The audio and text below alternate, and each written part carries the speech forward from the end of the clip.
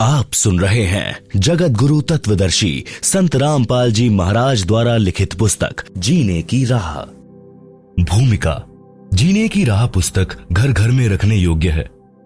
इसके पढ़ने तथा अमल करने से लोक तथा परलोक दोनों में सुखी रहोगे, पापों से बचोगे, घर की कलह समाप्त हो जाएगी, बहू बेटे अपने माता पिता की विशेष सेवा किया करेंगे, घर में परमात्मा का निवास होगा, भूत प्रेत पितर भैरव बैताल जैसी बुरी आत्माएं उस परिवार के आसपास नहीं आएंगी, देवता उस भक्त परिवार की सुरक्षा करते हैं, अकाल मृत्यु उस भक्त की नहीं होगी जो इस पुस्तक को पढ़कर दीक्षा लेकर मर्यादा में रहकर साधना करेगा। इस पुस्तक को पढ़ने से उजड़े परिवार बच जाएंगे।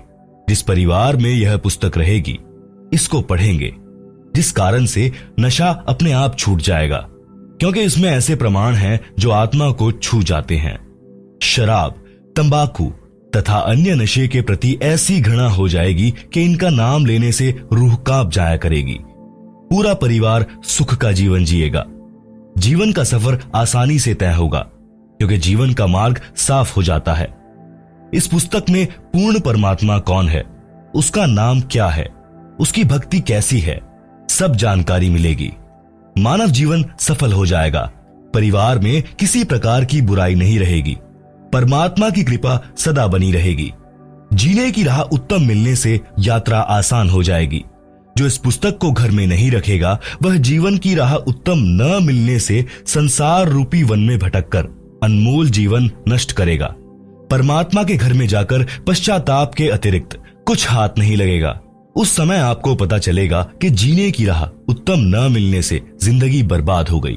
फिर आप परमात्मा से विनय करेंगे कि हे प्रभु, एक मानव जीवन और बख्श दो। मैं सच्चे मन से सत्य भक्ति करूंगा। जीवन की सच्ची राह की खोज करने सत्संग में जाया करूंगा। आजीवन भक्ति करूंगा, अपना कल्याण करवाऊंगा।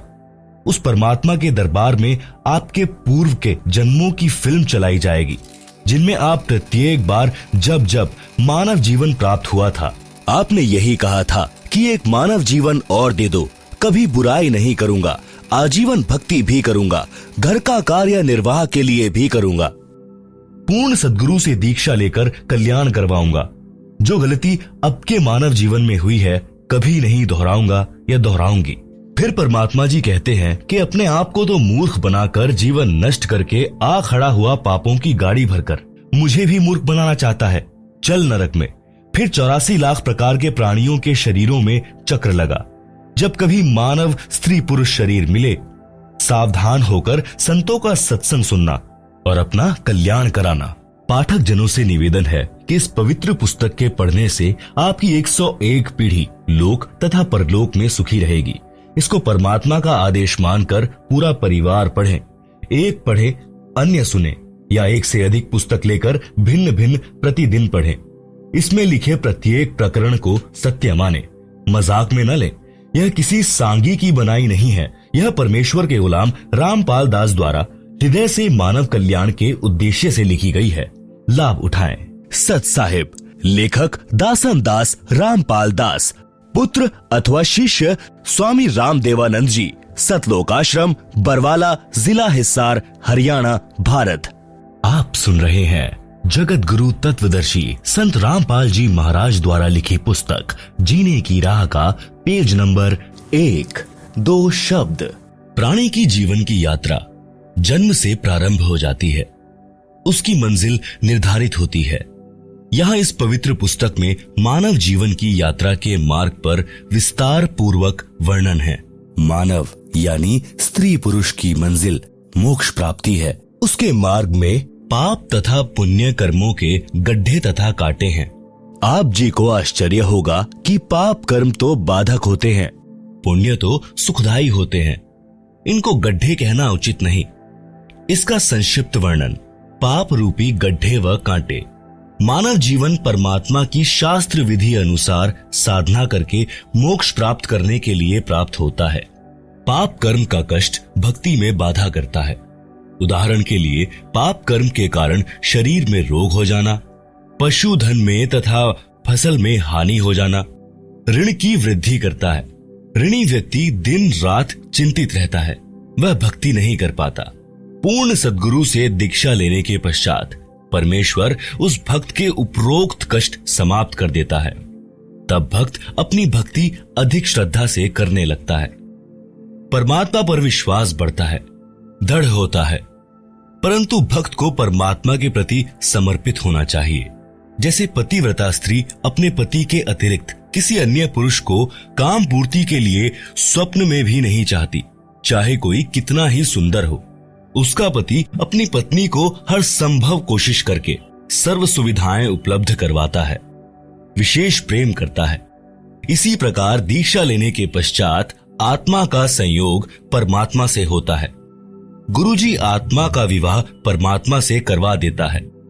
यदि वह मानव शरीरधारी आत्मा अपने पति परमेश्वर के प्रति पतिव्रता की तरह समर्पित रहती है, यानी पूर्ण परमात्मा के अतिरिक्त अन्य किसी देवी देवता से मनोकामना की पूर्ति नहीं चाहती है, तो उसका पति परमेश्वर उसके जीवन मार्ग में बाधक सब पाप कर्मों के कांटों को बुहार देता है।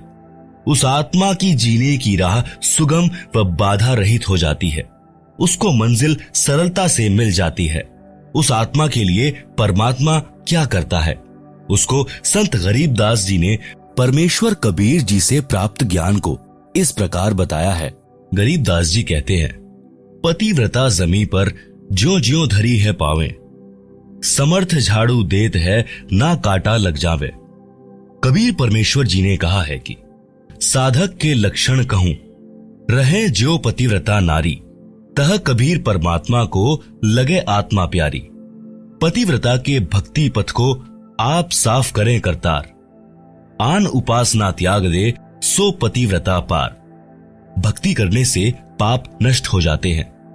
जो भक्ति की राह में रोड़े बनते हैं, उनके लिए कबीर जी ने कहा है, जब ही सत्य नाम हृदय धरो, भयो पाप को नाश, जैसे चिंगारी अग्नि की पड़े पुराने घास।